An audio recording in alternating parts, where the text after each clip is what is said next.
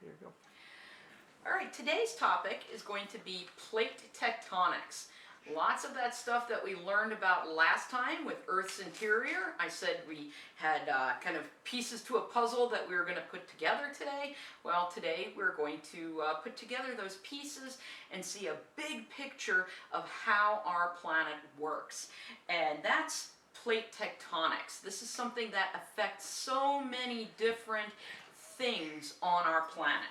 And what this says is that Earth's lithosphere is broken into pieces. Remember, the lithosphere is that rigid outer shell of the planet. And it's broken into pieces that we call plates. And those plates move around over the plastic asthenosphere. And they could not move if that asthenosphere was a rigid solid. So it's very important that that asthenosphere is plastic. That allows these plates to move around. And when these plates move around, they cause all kinds of things like earthquakes and volcanoes and mountains and big sea level changes, and all kinds of stuff goes back to the fact that these plates move around. Now you might ask, well, how fast do they move around? Well, not very fast. They move in general about a few inches every year, about as fast as your fingernails grow, but now start thinking about that. It might only be this much in a year, but in 10 years it's this much, and in 100 years, and now put that into thousands and millions of years, those small movements add up over time. Now, plate tectonics, what's interesting about it, it is something that is a relatively recent development in science. In fact, my dad, who's also a geologist, is fond of saying that when he studied geology, there was no plate tectonics. And of course, he's joking. It's not that there was none. It's that they didn't understand how it worked at the time. And so this is something we've only really in the 1960s, this was really accepted in 1968 as how the Earth works. And so considering, lots of scientific things we've understood for hundreds if not thousands of years, this is a very recent development. And I'm going to start the lecture today by looking at how our thoughts about plate tectonics have changed over time. And so just to give you an idea, not that long ago, 1936, Waldo Miner, who was a important scientist, in fact the curator of the American Museum of Natural History, he wrote that geologists believe that the depressions now occupied by the oceans have always been located in approximately their present positions during the entire history of the Earth, and that the foundations of the land masses likewise have been situated nearly as they are at the present time. So what he's saying is, if you would look at a world map today, and you see where North America and South America and Africa and Australia and where everything is located today, he's saying that it's always been there and it's never moved. And that was what people thought back in the 1930s and even in the 1940s and 50s. And it only, like I said, began to change really in the 1960s. So let's look at these early thoughts of the continents and oceans and these plates moving around and changing their location. And about the earliest thing I can find goes back to Sir Francis Bacon. He was an Englishman who did have access to early maps that were drawn, and he wrote this book called Novum Organum in 1620. And these early maps that I'm talking about are things from the age of exploration, where people were traveling to North America and South America, and they're making maps, they're sailing around Africa, making maps, and he looked at these maps and he made the same observation that most kids will make today. You know, you show a map to like a fourth grader, and they can tell that like South America and Africa look like they fit together like a puzzle piece. And he did the same thing. It's like, wow, South America and Africa look like they fit together. And he wrote that in the book, and he said, it must be no mere coincidence. So he basically said these two continents look like they should fit together, and there's got to be a good reason for it. And he just left it at that. He never even hypothesized what that reason might be. But hey, that's one of the first things I can figure out of someone at least thinking about what would eventually become plate tectonics. Now, the next thing that I could find that I find absolutely fascinating when we look at the history of plate tectonic thought goes back to Benjamin Franklin, and he wrote in a letter to a French geologist friend in 1782 this quote here that I'll go over in just a moment. And what had happened, Benjamin Franklin traveled a lot because he was a diplomat for the early United States, and when he was on a trip as a diplomat to England, he hiked around in some of the mountains that they have there, and he noticed things like fossils of fish and other sea life high up in the mountains, and he was trying to think of a reason, a way you would get rocks from sea level so elevated. And so as he was thinking about this, he put his thoughts into words that he sent to this friend of his. And he wrote, "Such changes," and the changes means going from sea level, lifting these rocks upward. "Such changes in the superficial parts of the globe seem to me unlikely to happen if the earth were solid to the center. I therefore imagine that the internal parts might be a fluid more dense and of greater specific gravity than any of the solids we are acquainted with, which therefore might swim in or upon that fluid. Thus, the surface of the earth would be a shell capable of being broken and disordered by the violent movements of the fluid on which it rested."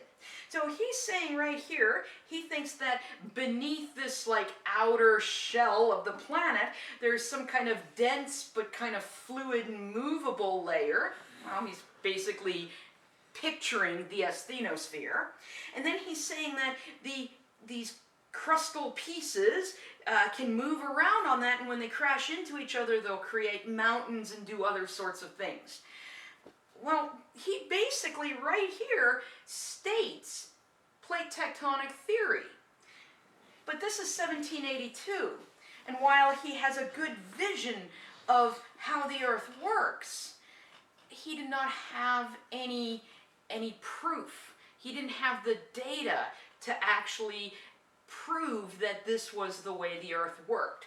And so this was like, oh wow, that's kind of a cool idea, but it got totally forgotten because they didn't even have the tools to begin to try to understand and see if this was the way the planet worked.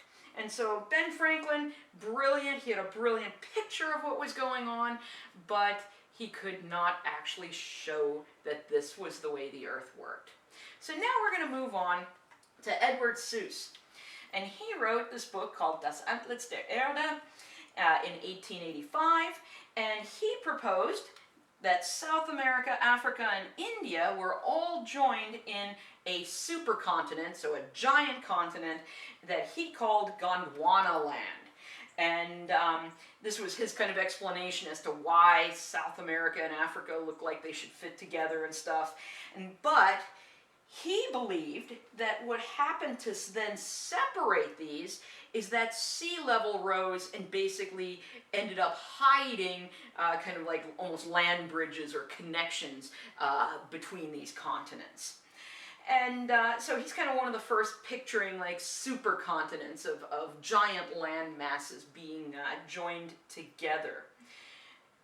By the way, I used to, like, I'm sure you guys are kind of young and don't remember this, but, you know, when I was in college, you'd get all these phone calls from different phone companies who are, like, trying to sell you cheap long-distance rates, and it got really annoying after a while, and so I would screw with them and ask them what their rates to Gondwana land were, and it was just kind of fun. But anyway, let's move forward to really one of the most important people on the advances to understanding plate tectonics. And this is this gentleman here named Alfred Wegener. And that's Alfred Wegener. He was not a geologist. He was in fact a meteorologist and climatologist. He studied weather and climate patterns, especially in Arctic areas. He worked mostly in Greenland. and he was from Germany. Now, in one of his Greenland expeditions of 1906 to 1908, he watched sea ice break apart. And the thing about sea ice breaking apart, basically, let me just tell you a little bit about sea ice. Sea ice is where the surface of the ocean freezes in wintertime, and then in springtime it starts breaking apart. And what happens, you get these cracks developed in the ice, and then the ice just sort of floats away from each other. But as you watch it, you can actually, it looks like you could push these pieces of ice back together and then fit back together like a puzzle. And so Wegener's kind of looking at that and starts thinking of Africa and South America and how it looks like if you were all powerful, you could kind of push them back together. And he's like, well, maybe something like the sea ice, a big crack develops and the continents float away from each other. And he really starts thinking about this and like, I wonder if that actually happens. And so he spends some years gathering data because he is a scientist. So he's not going to be one of these guys who's like, I have this idea. He's going to be like, I have an idea and I have to see if I can find evidence that my idea is correct. So he spends some time gathering evidence, and in 1915 he publishes a work called On the Origin of Continents and Oceans. And in this idea, in this book, he outlines his idea of continental drift. Now, continental drift was where Wegener believed that all continents were together in a supercontinent that he called Pangaea, which in Greek means all land. So all the continents were kind of smushed together as one, and then they broke apart. Basically, these cracks developed in them, and they sort of drifted apart into their present positions. That's his idea of continental drift. The continents are kind of moving around on the surface of the Earth.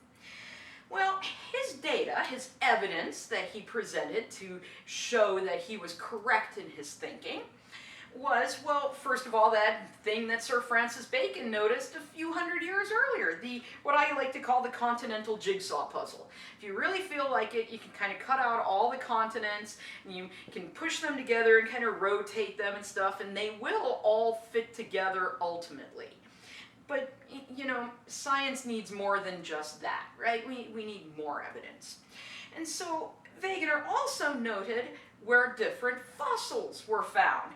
Some of the fossils that he particularly looked at were Mesosaurus, which was a small aquatic reptile, Cynognathus and Lystrosaurus, which were terrestrial reptiles, and a plant called Glossopteris. And when he looked at where they were distributed, he noticed, for instance, like Mesosaurus was both in Africa and South America, and Cynognathus was in Africa and South America, and Lystrosaurus was over here. And I know this doesn't show all of Pangaea. North America and Asia and Africa would be up here. But anyway, he noticed that these fossils were kind of spread across the continents. And his argument was, Cynognathus is probably not going to walk to the edge of South America, look at this vast ocean and just be like, I'm going to jump in and swim and hope for the best. You know, it's more likely that populations of Cynognathus lived on both of these continents, died and were fossilized on both of those continents, and then those continents split apart, taking some of the fossils in one direction and some of the fossils in the other. That was his argument. But he also looked at rock types. So I said the continents are like a jigsaw puzzle that you put together. Well, we know that when you make a jigsaw puzzle, you should not only have the pieces fitting together, but the picture on the puzzle should match, right? And that's the rock types for us. So for example, you can go to South America, go hang out in Brazil or so down there and find some rocks there. And then you can go over here in Africa and you can find exactly the same rocks. Those rocks are going to have exactly the same age, exactly the same chemistry. In fact, some of them are lava flows.